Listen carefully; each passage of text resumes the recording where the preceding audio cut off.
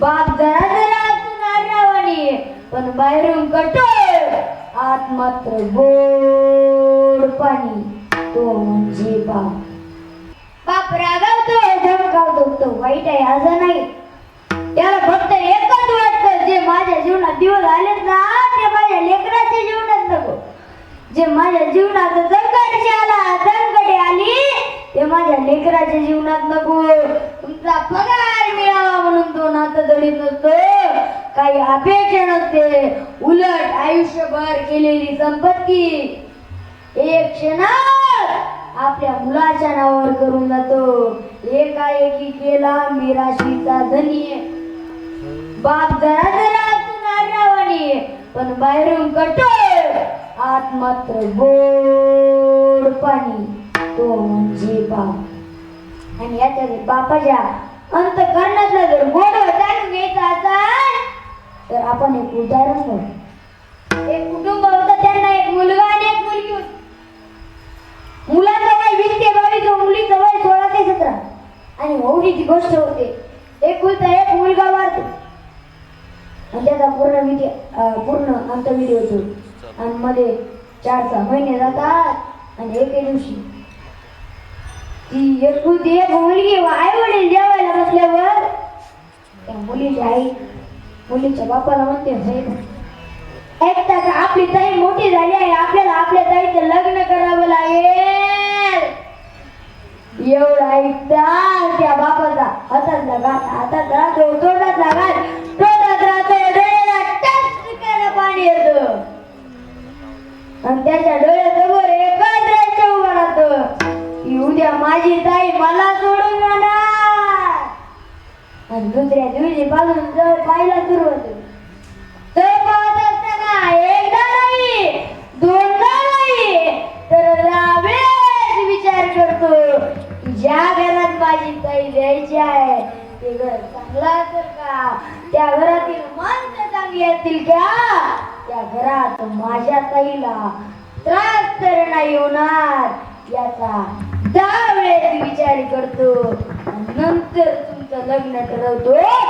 माझ्या ताईनो तुम्हाला माझा प्रश्न आहे की आपला बाप जर आपल्या एवढा जीव लावत असेल तर तुम्ही का कोणाच्या खोट्या प्रेमाला बळी पडता. आपला बाप आपल्या आयुष्यात फक्त 3 वेळेस रडतो.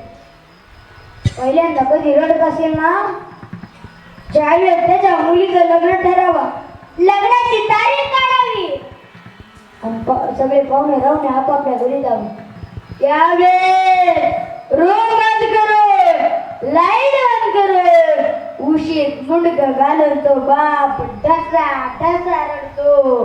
आणि त्यावेळेस त्याची मुलगी त्याच्यापाशी येते आणि म्हणते, बाबा का रडताय, मी तुम्हाला उद्या सोडून जाणार आहे म्हणून रडताय का.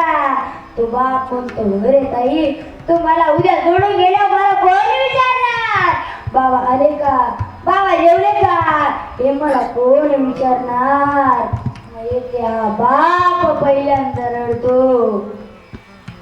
पण आपला बाप दुसऱ्यांदा कधी रडत असेल ना ज्यावेळेस त्याच्या बरोबरीचा मुलगा त्याला उलट बोलत असेल, अरे तुरीची भाषा करीत असेल तर तो बाप दुसऱ्यांदा रडतो. म्हणून माझ्या दादांना तुम्हाला हात जोडून विनंती आहे, आपल्या बापाचं मन दुखल अशी तुम्ही कधी भाषा करायची नाही. कारण की तो बाप आपल्यावर किती जीव लावतो एका कवीने खूप वर्णन केलेलं आहे.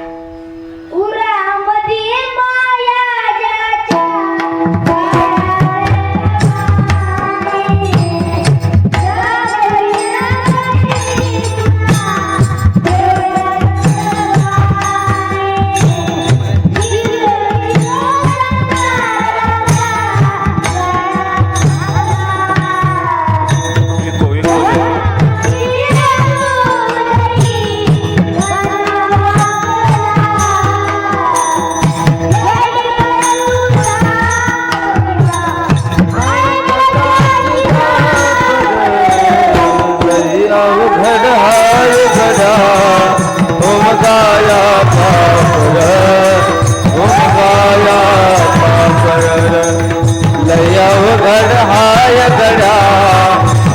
गाया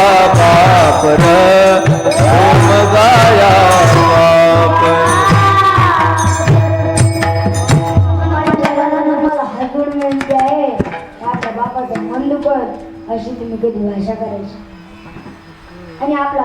तिथे कधी रडत असेल ना, ज्या वेळेस त्याच्या मुलीचं लग्न व्हावा आणि मुलगी सासरली आणि गबी, 2 मिनिटांसाठी सगळेजण डोळे बंद करा.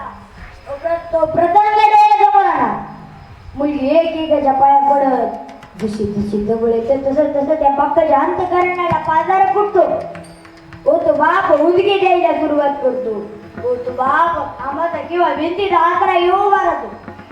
कारण त्याला माहीत असतं ज्यावेळेस माझी ताई बाबावर आम्हाला पडत आणि माझ्या गळ्याला पडत त्यावेळेस मी स्वतःला सावरू शकणार नाही ते त्याला माहीत असतं माझ्या ताईनो.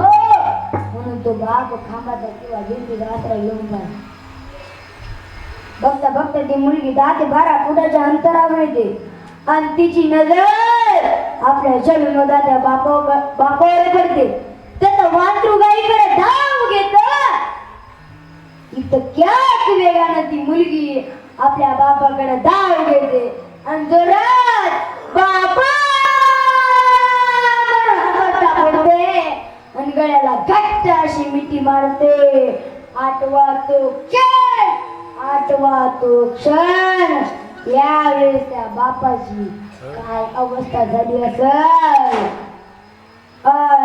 रूम बंद करून उशेत मुंडका घालून लाईट बंद करून रडणारा बाप आज हजारांच्या संख्येत दाय मोकळून रडतो.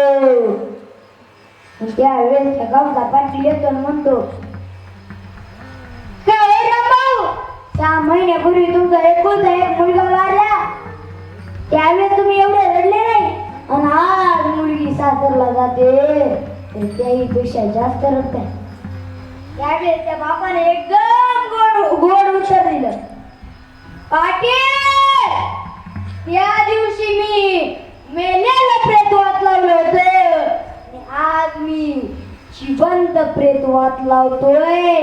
याचं मला दुःख वाटतंय पाटील, याचा मला त्रास होतोय. म्हणून माझ्या दादाने तुम्हाला हात जोडून विनंती आहे आपल्या बापाला मन दुखल अशी गणपती भाषा करायची नाही. आणि माझ्या ताईनं तुम्हाला मी हात जोडून विनंती आहे की आपल्या बापाची 4 चौघात मान खाली जाईल असं तुम्ही कधी वागू नका. एवढंच बोलतो अन सेवेला पूर्णविराम.